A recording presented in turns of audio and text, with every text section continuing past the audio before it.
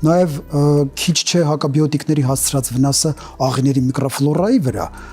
որը կարող է, գիտեք, մենք հայտնի է, որ աղիների միկրոֆլորայում մանրեները միմյանց նկատմամբ հակընդդեմ ազդեցություններ ունեն, իսկ եթե մենք նշանակում ենք հակաբիոտիկ, զգայուն մանրեները ոչնչանում են, արդյունքում կայուն են մնում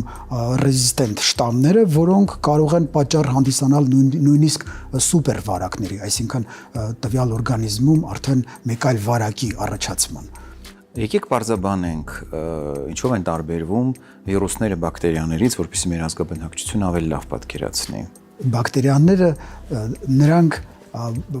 շրջակա միջավայրում լայնորեն տարածված այնպիսի հարուցիչներ են,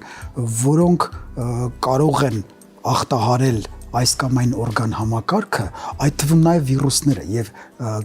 արտաքինից չլինելով մասնագետ ոչ մեկ չի կարող հասկանալ մենք գործ ունենք բակտերիալ վարակի հետ թե վիրուսային, բայց մասնագիտական առումով հիմնականում գիտականորեն ապացուցված է, որ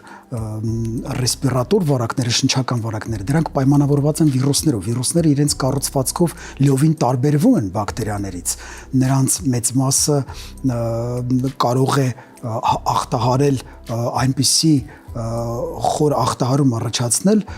որոնց վրա հակաբիոտիկները չունեն ոչ մի ազդեցություն, նրանք կառուցվածքով են տարբերվում բակտերիաներից, սակայն կլինիկական նշաններով մարդը չլինելով մասնագետ չի կարող տարբերակել արդյոք դա վիրուսային վարակի հետ գործ ունենք, թե բակտերիալ վարակի։